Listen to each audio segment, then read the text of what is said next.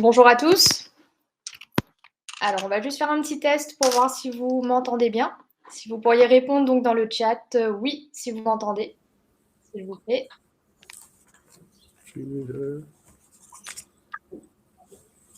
Alors, on a déjà des participants qui se sont inscrits et qui sont présents.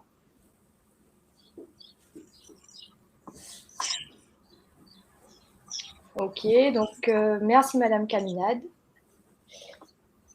Alors, on va juste attendre un petit instant, donc peut-être d'autres personnes s'inscrivent et rejoignent donc notre webinaire.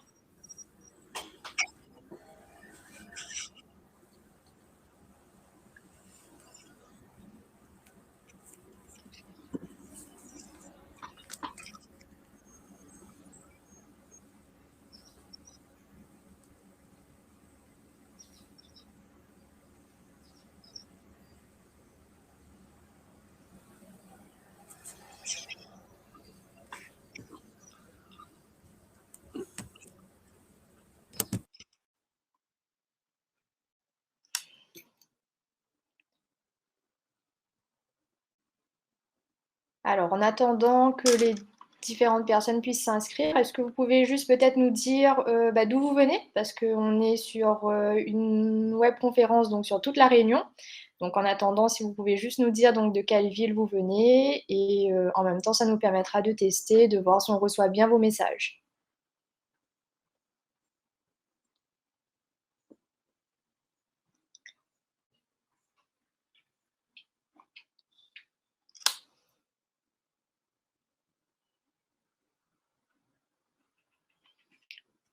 Ok, donc on a une personne de Saint-André. Bonjour.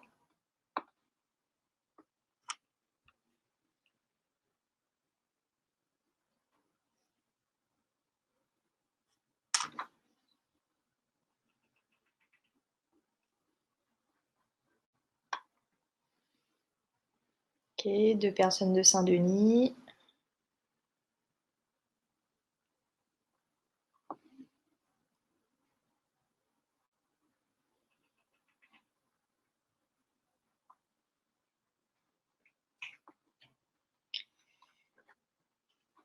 Ok.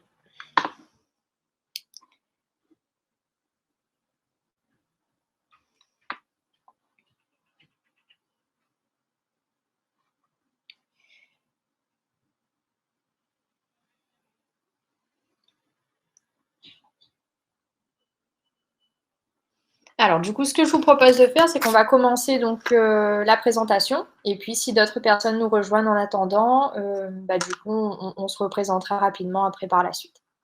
Alors, je me présente, donc Sundari Medar, je suis directrice territoriale adjointe donc à l'ADI. Je m'occupe de l'agence de Saint-André et de celle de Saint-Pierre. Et aujourd'hui, donc, je vais animer en collaboration avec nos partenaires de la CGSS, donc ce webinaire sur la protection sociale du micro-entrepreneur. Donc aujourd'hui, nous aurons la chance d'avoir deux intervenants de la CGSS, donc Madame Nelly Le Guidec et Monsieur Laurent Jonzo, qui sont tous les deux donc conseillers offre de services. Alors, si vous voulez juste dire quelques mots pour vous présenter. Bonjour à toutes et à tous. Donc Nelly Le Guidec, je suis conseillère en offre de services à la direction relations clients de la CGSS à Saint-Denis. Et dans le cadre de mes activités, donc j'accompagne et j'informe le public dans leurs diverses démarches à réaliser et pour les micro-entrepreneurs, donc pour leur création d'entreprise et les différents services en ligne. Ok, merci beaucoup. Alors, donc juste pour commencer, donc je vais vous présenter un peu donc l'ADI. L'ADI, qu'est-ce que c'est? Donc l'ADI, ça veut dire l'Association pour le droit à l'initiative économique. Donc on est une association qui est reconnue donc d'utilité publique. Donc on existe depuis 1989 donc au national, en métropole. C'est une association donc qui a été fondée par Maria Novak et qui aujourd'hui est présidée donc par Monsieur Frédéric Lavenir. Donc l'ADI, on défend donc une idée qui est assez simple. C'est l'idée que chacun peut devenir entrepreneur, même s'il démarre sans capital, sans diplôme. Donc l'idée, c'est que s'il a accès à un crédit et à un accompagnement qui va être professionnel, personnalisé, cette personne a toutes les chances de réussir donc son projet.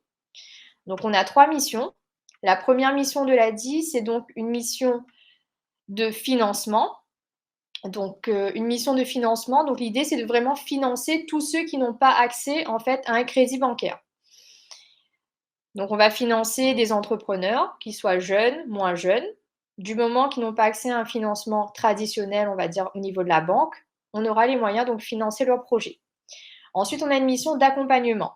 Donc, l'ADI va accompagner les entrepreneurs avant leur création d'entreprise, pendant le processus de création et également après la création de leur entreprise, de façon à ce qu'ils puissent avoir donc toutes les chances de réussir donc leur projet. Ensuite, l'ADI a une mission également de plaidoyer, c'est-à-dire de promouvoir le droit à l'initiative économique pour tous. Donc voilà un petit peu les 3 missions que l'on a à l'ADI. Sur toute l'île, donc l'agence de Saint-André, Saint-Denis, Saint-Paul, Saint-Pierre et le Tampon. Dans chaque agence, en fait, on a un peu le même schéma, c'est-à-dire qu'on est composé à la fois de salariés et de bénévoles qui nous aident donc dans nos missions quotidiennes. Donc l'équipe est constituée au total de 35 salariés et de 34 bénévoles. En termes de chiffres, pour que vous ayez une idée en fait du volume d'activité que l'on a, donc on est à peu près sur une moyenne de 1000 entreprises donc financées par an et plus de 2000 personnes, 2500 personnes qu'on accompagne chaque année, comme je disais, avant la création ou après la création d'entreprise. Plus concrètement, comment est-ce qu'on met en œuvre justement nos actions, nos missions? Donc, on va accompagner les micro-entrepreneurs donc, au travers, par exemple, d'une formation qu'on appelle la formation Je deviens entrepreneur. Donc, c'est une formation qui est totalement gratuite, qui va se dérouler donc une fois par mois donc, dans différentes agences. Et cette formation-là permet justement de balayer les différentes étapes de la création. Ensuite, une fois que la personne est immatriculée, donc a démarré son activité, on poursuit en fait cet accompagnement plutôt sous un format de coaching individualisé, donc un coaching personnalisé avec un conseiller ADI. En termes de financement, concrètement, on est sur un montant maximum donc, de 15 000 € qui va permettre de financer donc tout ce dont vous avez besoin pour démarrer ou développer votre activité. Ça peut être un financement de stock, de véhicules, de matériel, des travaux à réaliser dans un local. Vraiment, c'est tout ce dont vous avez besoin en fait pour vraiment démarrer ou pérenniser votre activité. Ce montant de 15 000 €, il peut être cumulable avec d'autres dispositifs, notamment des primes d'État, par exemple des primes à destination des jeunes de moins de 30 ans, ou des primes à destination justement d'un public qui est au-delà des 30 ans. En tout cas, dès lors que vous avez un projet de création ou de développement, n'hésitez pas à vous retourner vers l'ADI. À ce moment-là, on pourra vous aiguiller justement vers les dispositifs ou le montant du prêt que vous pouvez solliciter, en tout cas chez nous. Ensuite, pour tout ce qui est financement donc d'un besoin lié à la mobilité, c'est-à-dire financement d'un véhicule, d'un permis, d'une formation, vous permettant de conserver ou trouver un emploi salarié, à ce moment-là, vous pouvez également vous tourner vers l'ADI pour ce besoin-là. Enfin, l'ADI va travailler également avec des partenaires donc, au niveau des assurances pour permettre justement aux micro-entrepreneurs, aux entreprises donc clientes ADI de sécuriser en fait leur activité et d'avoir accès à une assurance à moindre coût. Donc l'ADI, c'est un petit peu tous ces moyens d'action et c'est tout ce qui va permettre justement de pérenniser ou de développer ou créer votre activité dans les meilleures conditions possibles. Donc on aura l'occasion d'avoir un petit temps d'échange à la fin si vous avez des questions plus précises sur ce que nous, on va mettre en œuvre. Là, je vais laisser la parole donc, à nos partenaires de la CGSS qui va vous expliquer en détail donc, la protection sociale donc, des indépendants, qui est le but donc, de ce webinaire d'aujourd'hui. Donc je vous laisse la parole. Merci. Donc, il faut savoir qu'effectivement, en France, depuis la création en 2009 du statut de l'auto-entrepreneur, plus de 2 millions de personnes se sont lancées dans l'entrepreneuriat. Quels sont les droits en matière de protection sociale d'un auto-entrepreneur? Combien reverse-t-il? Donc, nous allons voir dans un premier temps les formalités, puis mon collègue ici présent qui se présentera également, Laurent. Bonjour à tous et à tous. Donc, je suis Laurent Jonzo, conseiller en offre de services au sein de la direction relations clients de la CGSS. Donc, comme Nelly, j'accompagne les usagers dans leur démarche en ligne. Merci Laurent, donc qui nous présentera les droits d'un auto-entrepreneur.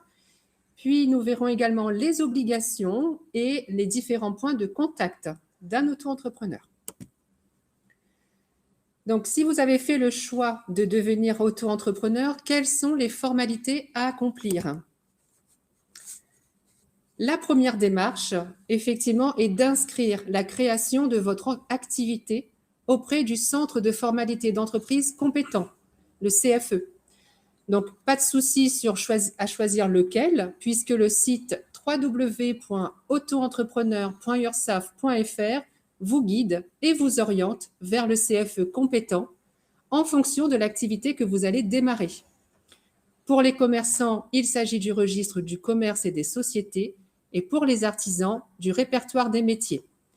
Donc, cette déclaration est faite en ligne directement, puis elle est transmise à l'INSEE, qui vous attribuera donc un numéro de SIRET, donc c'est l'identification de votre micro-entreprise, et donc vous attribuera également un code APE, le code de l'activité principale exercée.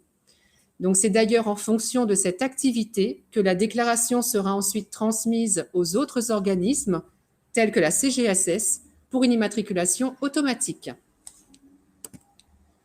Donc en tant qu'auto-entrepreneur, vous bénéficiez des droits et vous continuerez à bénéficier des droits aux prestations.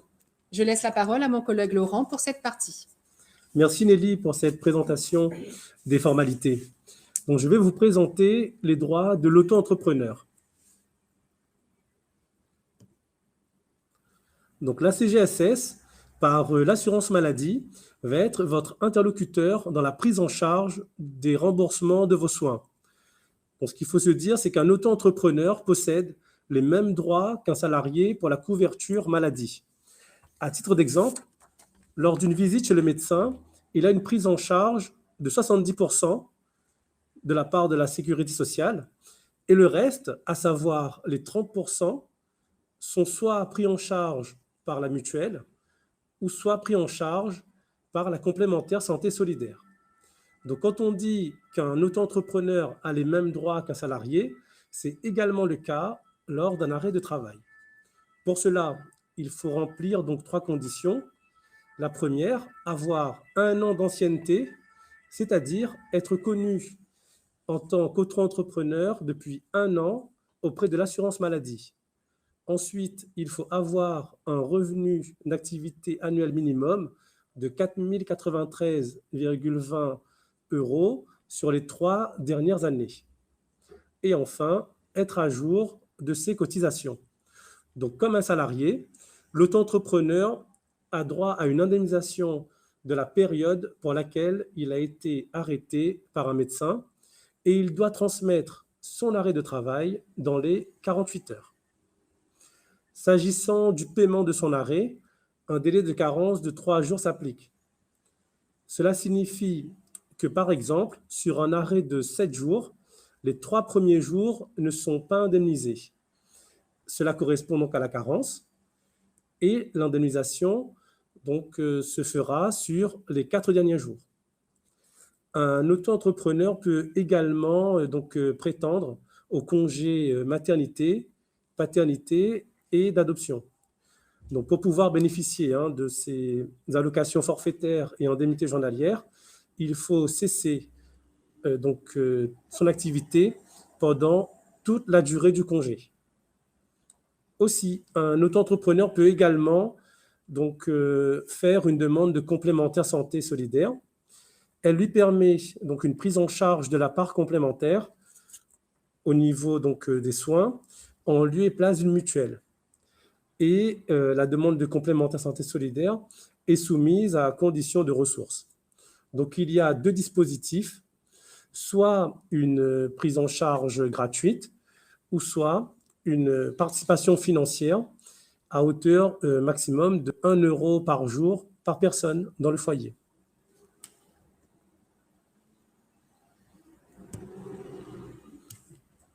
En tant qu'assuré social, donc un auto-entrepreneur a la possibilité d'avoir son compte Amélie, notamment pour télécharger une attestation de droit et pour également communiquer avec sa caisse via la messagerie sécurisée. Donc, je vous invite à créer votre compte Amélie si cela n'est pas déjà fait.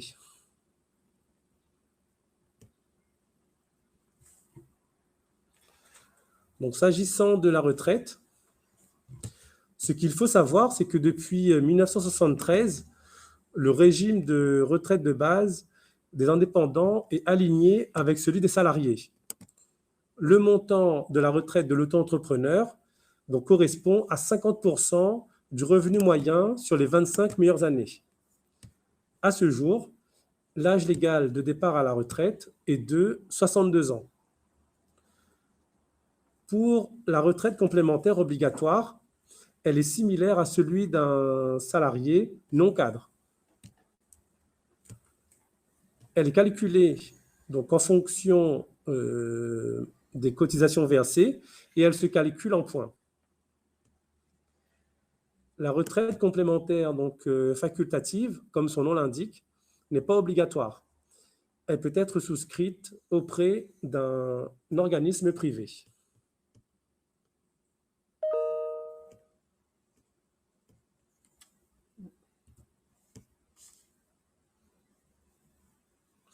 Donc, la retraite a son site internet. Il s'agit du www.l'assurance-retraite.fr. Vous pouvez créer votre espace personnel, quel que soit votre âge. En fait, ce qu'il faut se dire, c'est du moment qu'on a commencé donc, une activité, on peut à ce moment-là créer son compte sur l'assurance-retraite.fr. Ainsi, donc, vous pourrez télécharger donc, votre relevé de carrière pour savoir où est-ce que vous en êtes par rapport à votre carrière et également donc, communiquer avec votre caisse par courriel.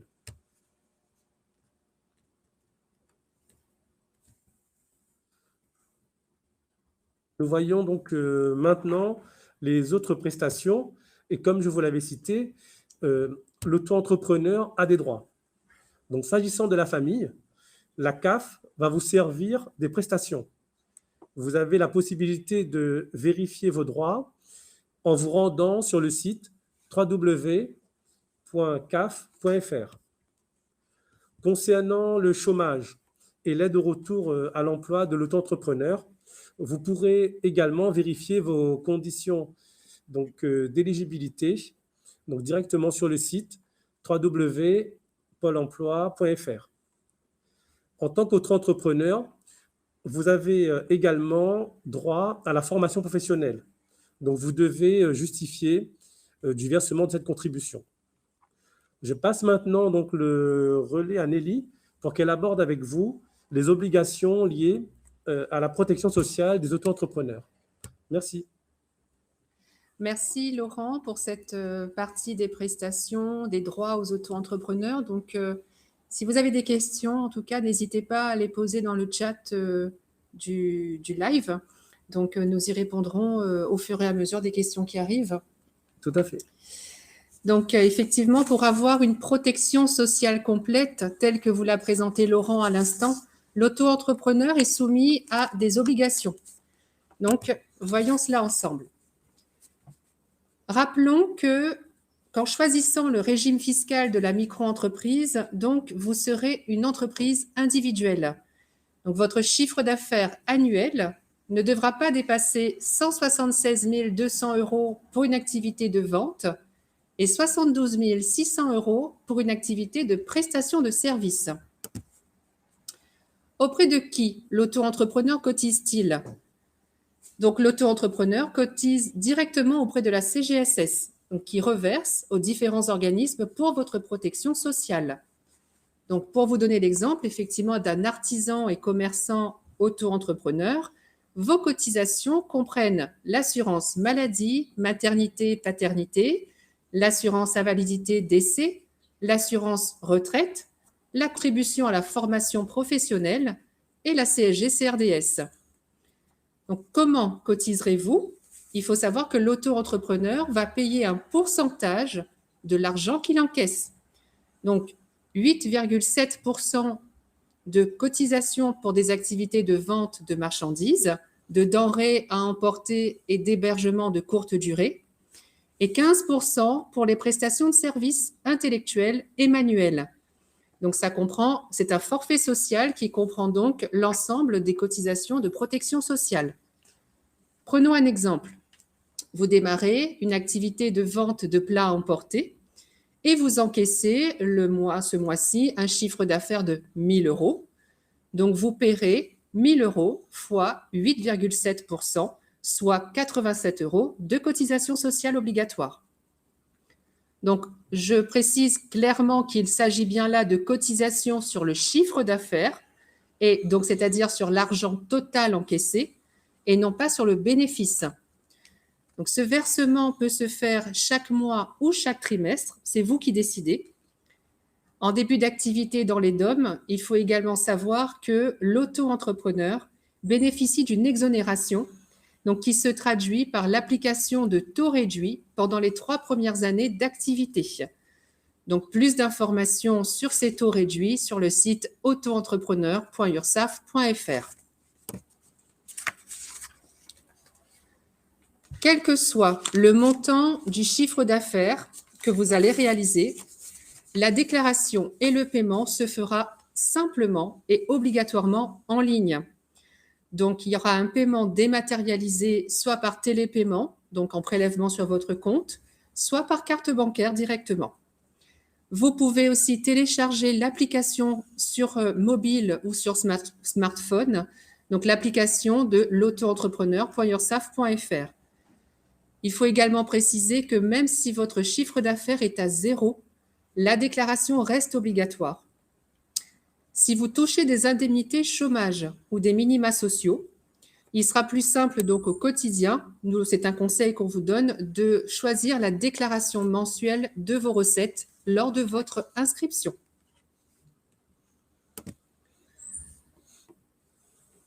L'auto-entrepreneur peut également choisir de sortir du dispositif de manière volontaire en optant par exemple pour le régime réel d'imposition. Donc, vous devrez alors en informer la CGSS et le service des impôts et vous pouvez faire la démarche directement également en ligne. La sortie du dispositif peut également être automatique. C'est le cas effectivement si vous dépassez le seuil de chiffre d'affaires pendant 2 années consécutives, ou alors si vous avez un chiffre d'affaires égal à 0 € pendant 2 ans, ou alors vous vous abstenez de déclarer votre chiffre d'affaires également. Donc, s'il y a une absence de chiffre d'affaires, effectivement, vous sortez du dispositif d'auto-entreprise et vous serez radié de l'activité d'auto-entrepreneur.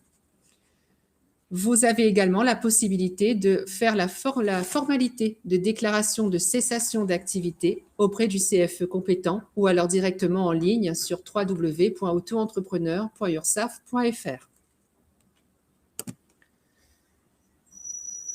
Les réflexes en ligne, donc pour toujours avoir les bonnes informations au bon moment. Donc, votre compte cotisant se gère uniquement en ligne de manière simple, rapide et efficace pour déclarer votre chiffre d'affaires, payer vos cotisations, télécharger vos attestations. En cas de difficulté, vous avez également la possibilité de demander un délai de paiement.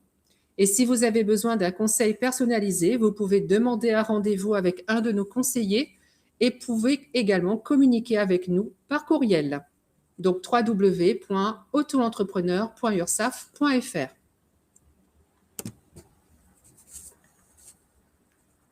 Donc, prendre contact avec la CGSS passe en priorité par les différents services en ligne que nous a évoqués également Laurent sur la partie de l'assurance maladie et l'assurance retraite.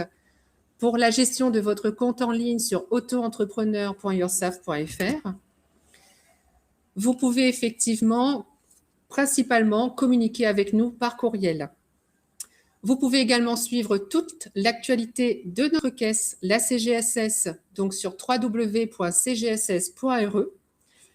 La chaîne YouTube, la chaîne officielle pour rester connecté et voir toutes les vidéos qui sont à votre disposition, donc la chaîne officielle YouTube CGSS Réunion, mais également le réseau social LinkedIn pour suivre nos actualités.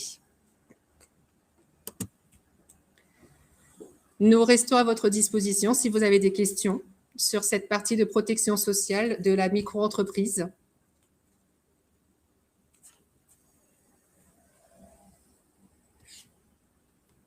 Sinon, je repasse la main à Ladi. S'il n'y a pas de questions, on attend de toute façon Alors, on avant attend la un fin petit du peu. webinaire. Il y a quelqu'un qui est en train d'écrire là, si je ne me trompe pas. Donc, n'hésitez pas à poser vos questions, donc à les inscrire. Et ensuite, on y répondra donc au fil de l'eau. On attend juste. Alors, donc, on demande à revenir sur la partie retraite, s'il vous plaît. Alors, est-ce que vous aviez une question un peu plus précise, Monsieur Viry, concernant la partie retraite? Alors, sur le mode de calcul.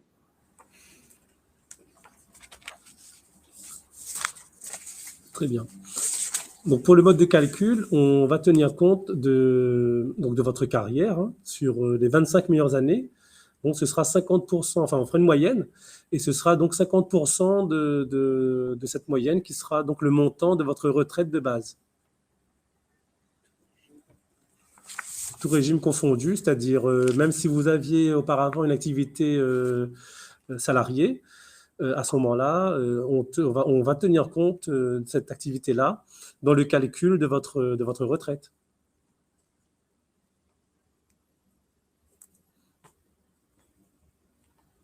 Est-ce que vous avez d'autres questions?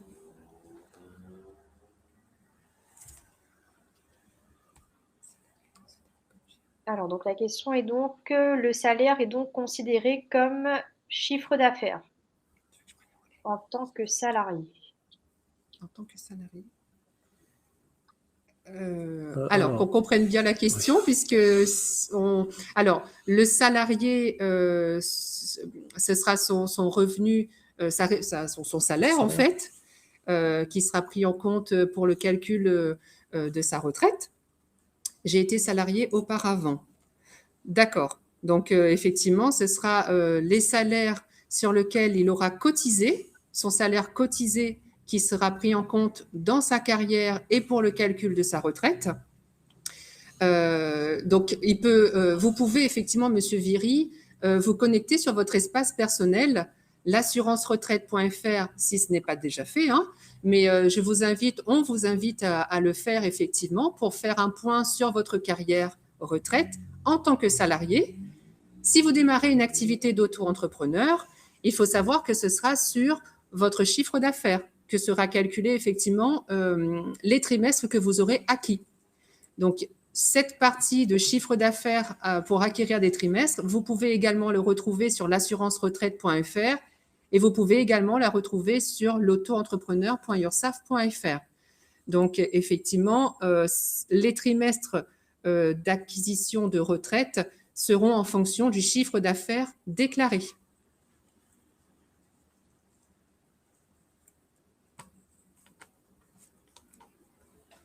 Alors, donc, il y avait une autre question que Monsieur Isambert, je pense, a commencé à écrire. Donc, il a démarré au mois d'octobre et voudrait savoir, donc, effectivement, est-ce qu'il doit faire sa déclaration avant mai 2022? Alors, votre déclaration de chiffre d'affaires, elle peut se faire mensuellement ou trimestriellement. Donc, si vous avez démarré en octobre 2021, effectivement, nous vous contacterons pour vous dire votre déclaration est en ligne. Donc, vous pouvez faire votre déclaration en ligne. Ok, donc on avait une question également de Vincent concernant la retraite. Avez-vous l'historique de nos salaires de l'ensemble de notre carrière ou bien c'est à nous de vous fournir tous les justificatifs? Oui, tout à fait. Donc, nous avons effectivement l'ensemble de votre carrière. Donc, c'est pour ça qu'on vous invite à vous rendre donc, sur le site www.l'assurance-retraite.fr pour créer votre espace personnel afin que vous puissiez donc prendre connaissance de votre relevé de carrière. Justement, si vous voyez qu'il y a des périodes qu'on appelle manquantes, qu'on appelle des périodes lacunaires, à ce moment-là, vous allez nous fournir les justificatifs, mais dans la plupart des cas, tout est précisé, bien évidemment, si vous aviez travaillé en tant que salarié, mais déclaré surtout.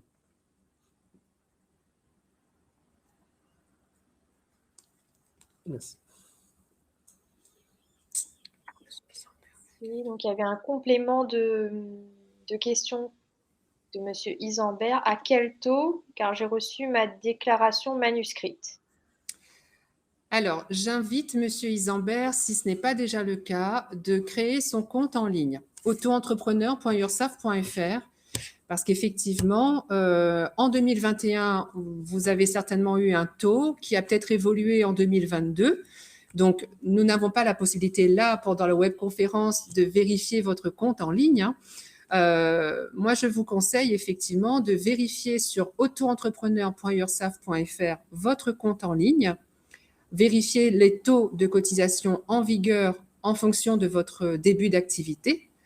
Et à partir de là, vous saurez effectivement quel est le taux de cotisation et le montant des cotisations à régler en fonction de votre chiffre d'affaires. Si vous n'avez pas la réponse à cette question en consultant le site, je vous invite à ce moment-là à nous communiquer vos coordonnées par courriel, donc depuis le site autoentrepreneur.ursaf.fr